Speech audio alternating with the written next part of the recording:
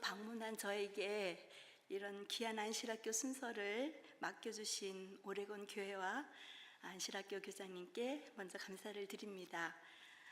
제가 오늘로 두 번째 오레곤 교회를 방문을 해보니 교우 여러분들의 그 모습에서 천국을 보는 것 같습니다.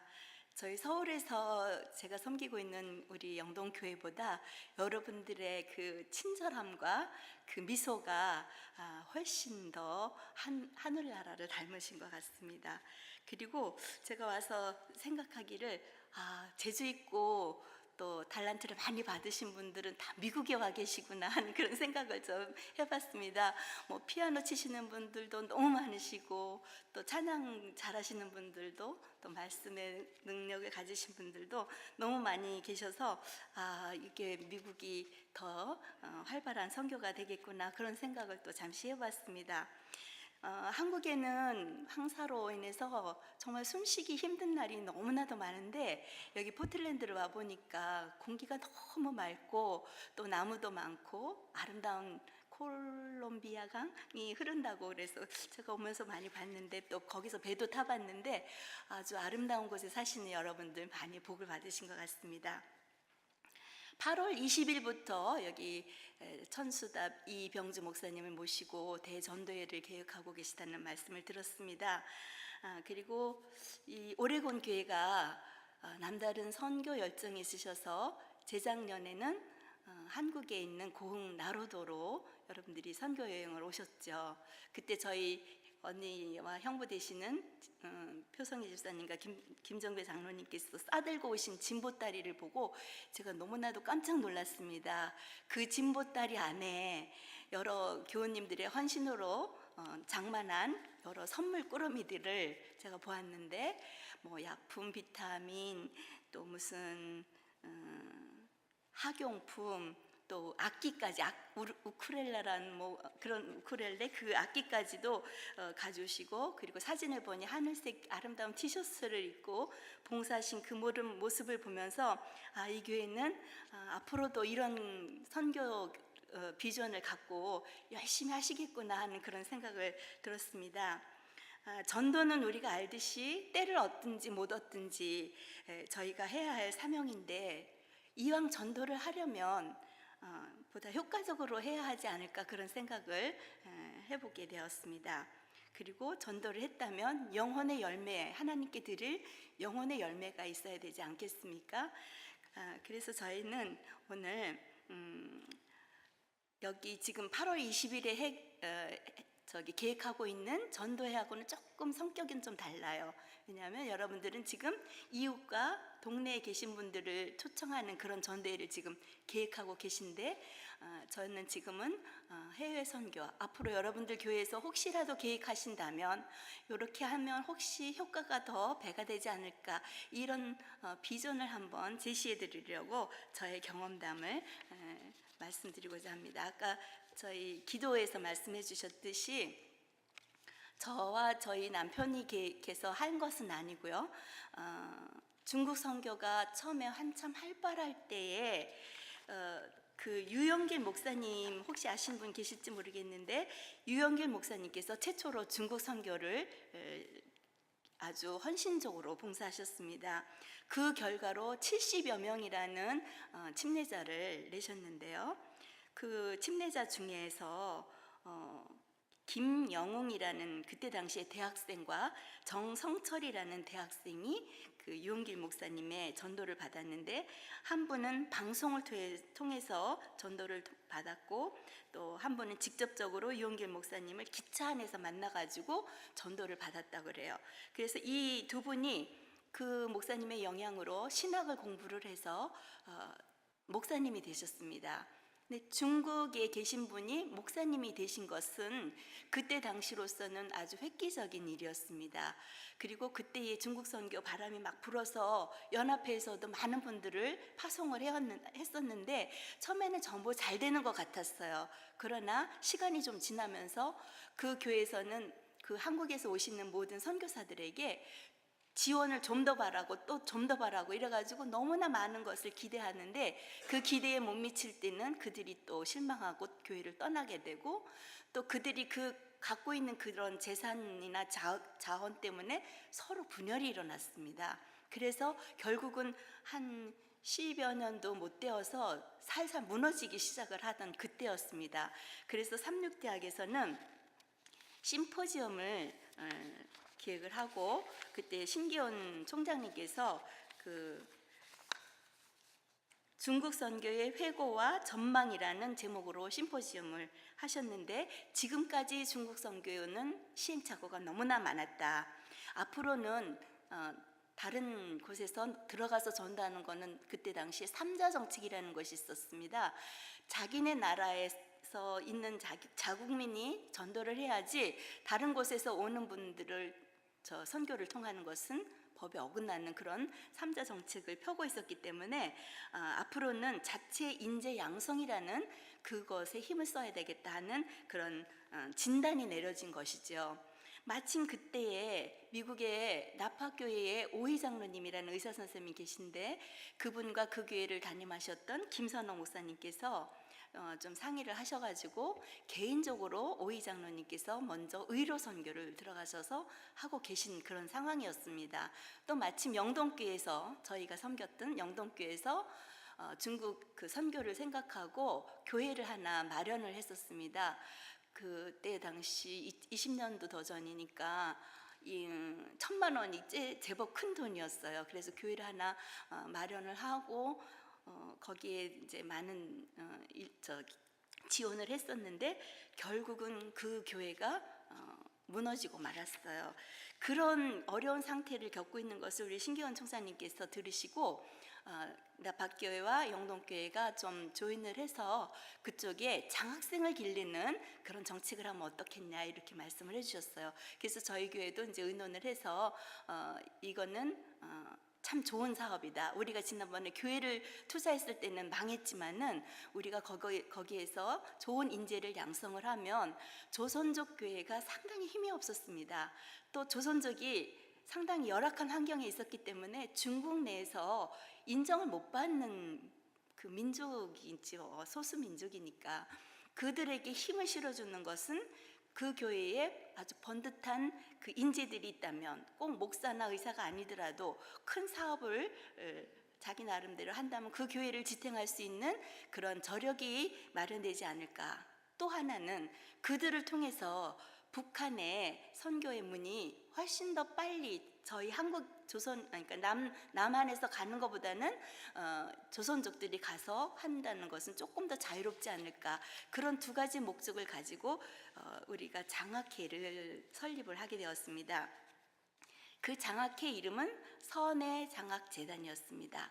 선은 베풀 선자, 나눌 선자, 그다음에 애는 사랑입니다. 그래서 사랑을 나누는 장학재단, 이렇게 해서 미국과 한국의 이사들을 모집을 했습니다. 그래서 한 해는 미국에서 마련한 자금을 갖고 중국 사업을 돕고, 그 다음 해에는 저희 한국 지부에서 그 사업을 돕고, 이렇게 경년제로 자금은 모으지만 매해 저희들이 1년에 한 번씩 여름 휴가를 다 반납하고 오로지 거기에만 저희들이 헌신을 했습니다. 그래서 저희는 일회성으로 그저 잠깐 일주일씩 전도회를 하고 끝나는 것은 별로 열매를 거두는 게 실효성이 없기 때문에 장학금을 딱 주고 끝나는 것이 아니었습니다. 그래서 저희들은 그들에게 1년에 한 번씩 만나서 일주일이란 시간 동안에 그들과 같이 생활을 했습니다.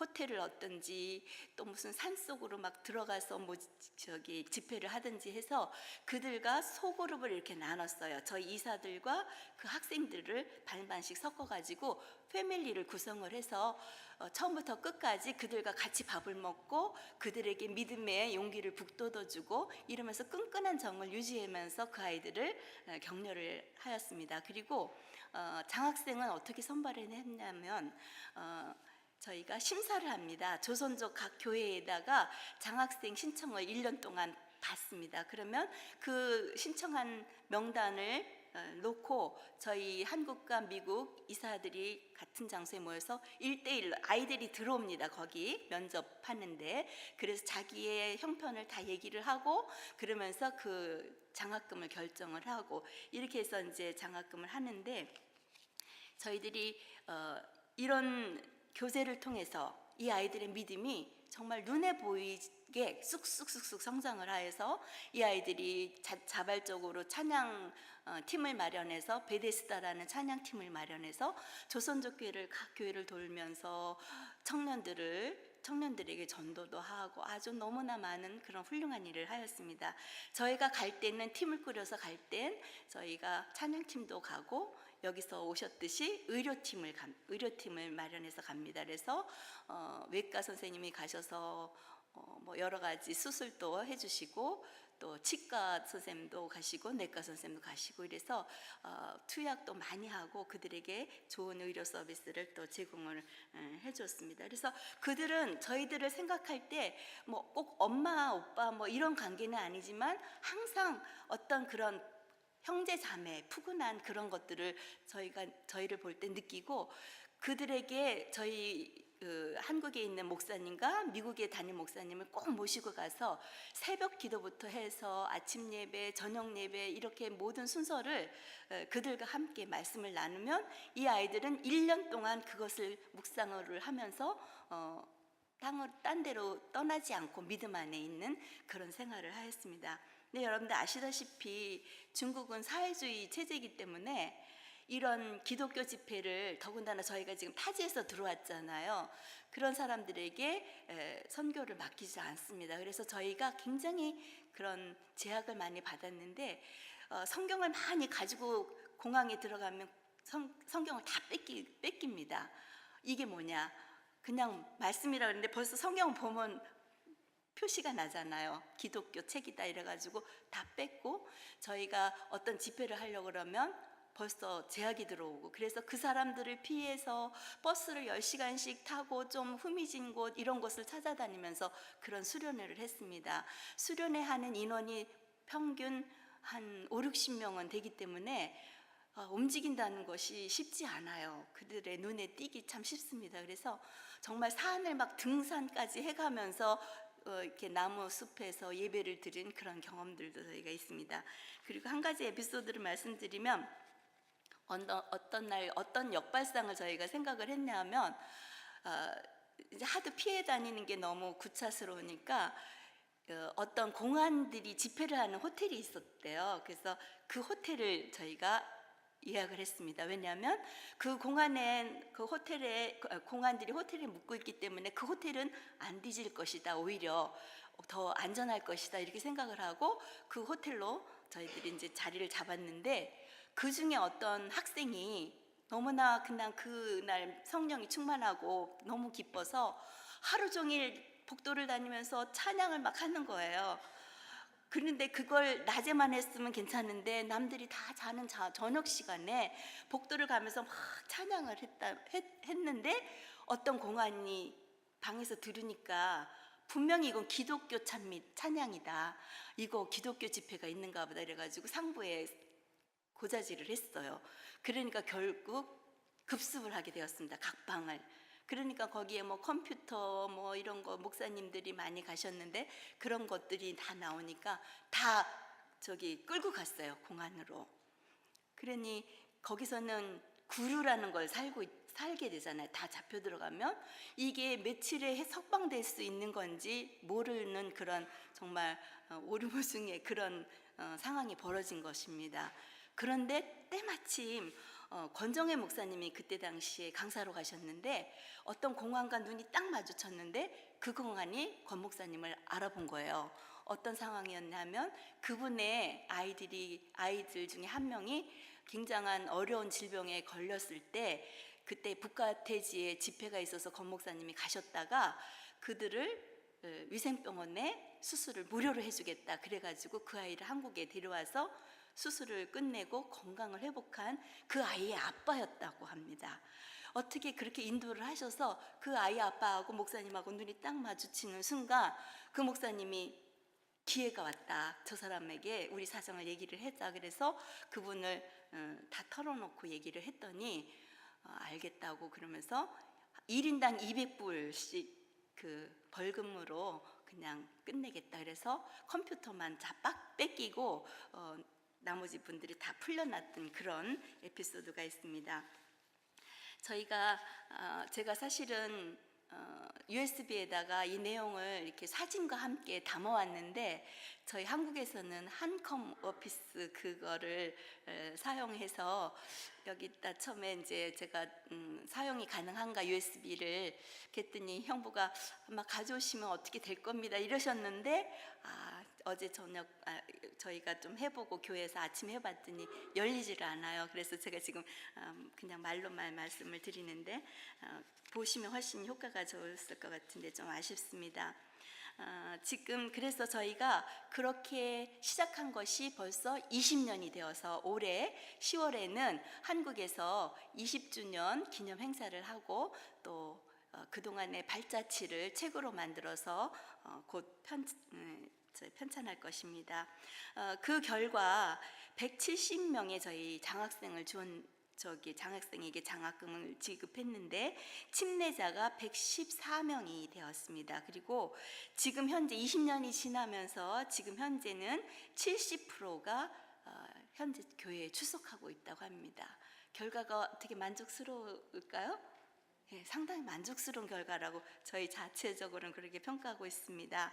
그리고 그 중에서 30명은 조선족 교회에서 아주 중추적인 역할을 담당하고 기둥이 된 거죠. 그런 역할을 하고 있고요.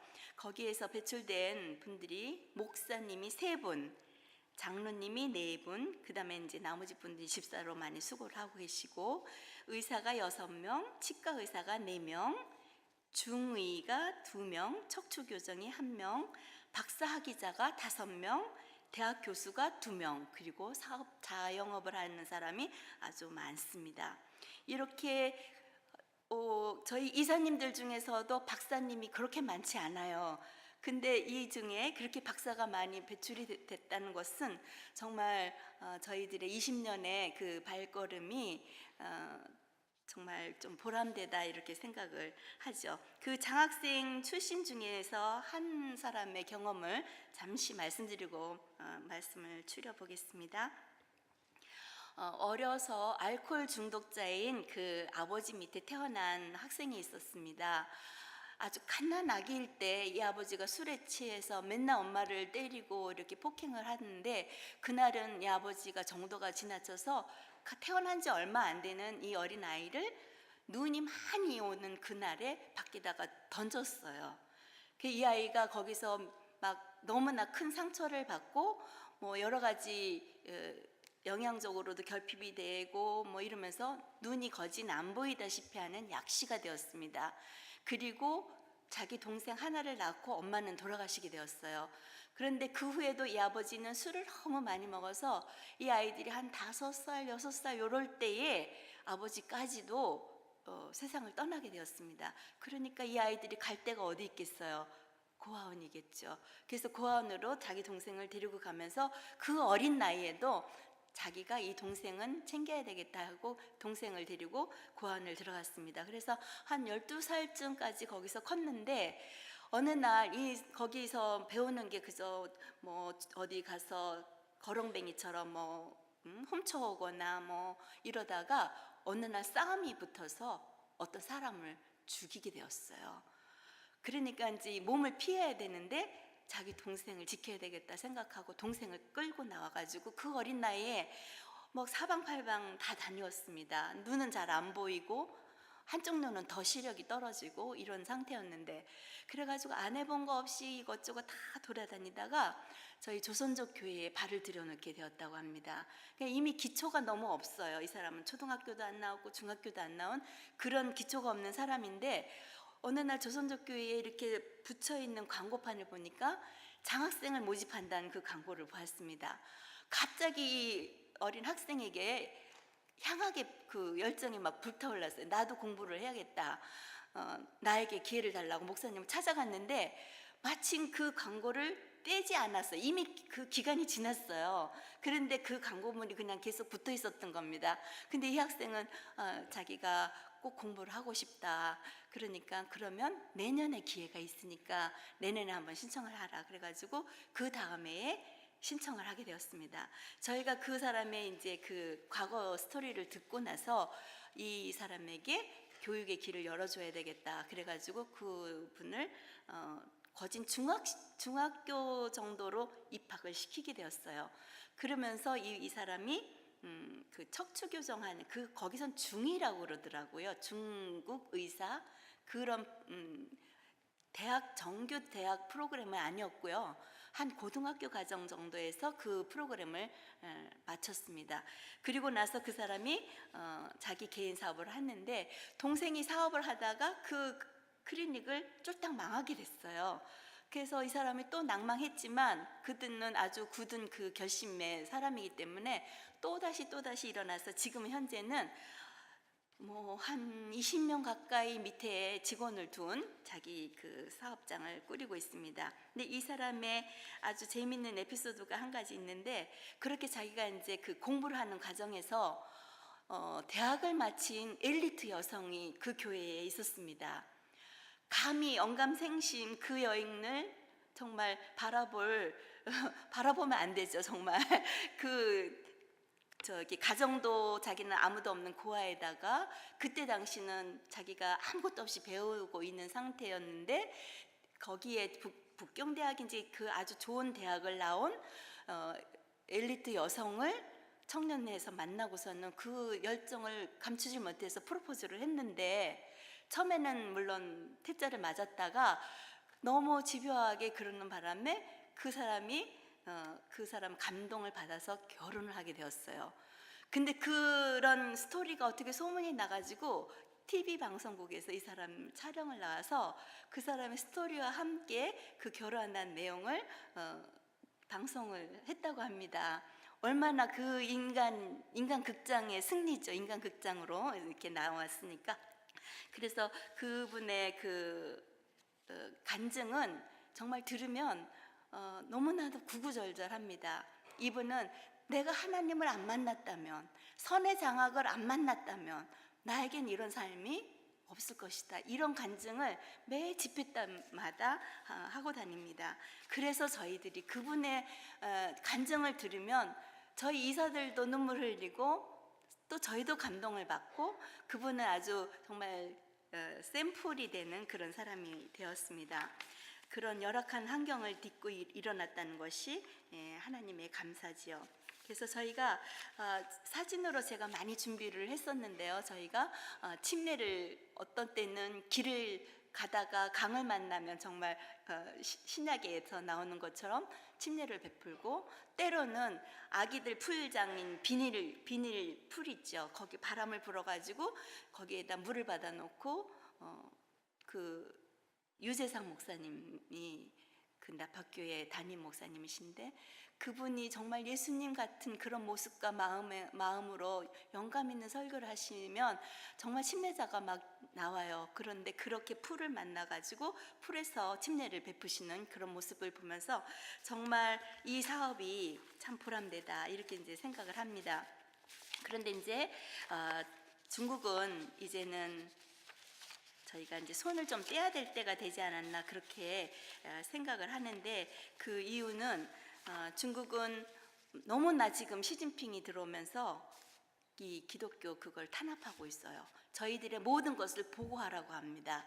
그 보고하는 그 간첩 같은 사람들을 각 교회에다가 심어놓고 재정이 얼마가 들어오는지 뭐 외국에서 누가 왔는지를 다 보고하라고 보고 안 하면 너에게 불이익을 주겠다 이렇게 지금 하고 있기 때문에 저희가 정말 중국 선교를 계속 해야 할지 지금 고민에 빠져 있는데 그래서 만약에 여러분들께서 해외 선교를 계획하고 계시다면 중국보다 더 열악한 곳 그런 곳을 하셔서 일회성으로 이렇게 끝나고 오시지 말고 계속해서 한 곳을 자금이 적으면 적은 대로 한 곳에 몇 명이라도 이렇게 사람을 돌보는 양성하는 그런 프로그램을 한다면 훨씬 더 효과적이다 그렇게 생각을 합니다. 나성교회, 캘리포니아에 있는 나성교회에서도 매년 아주 큰 의료팀을 꾸려가지고 한국이나 뭐 베트남, 라오스 뭐 이런 곳으로 다닌다는 말씀 제가 많이 들었는데요.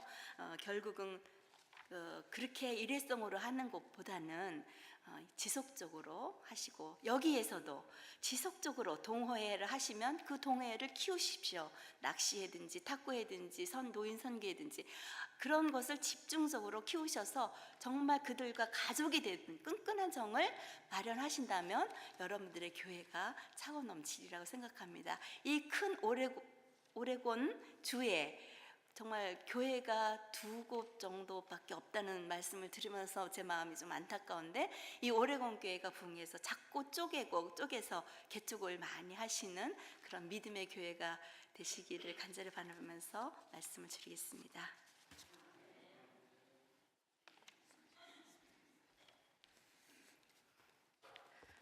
감사합니다.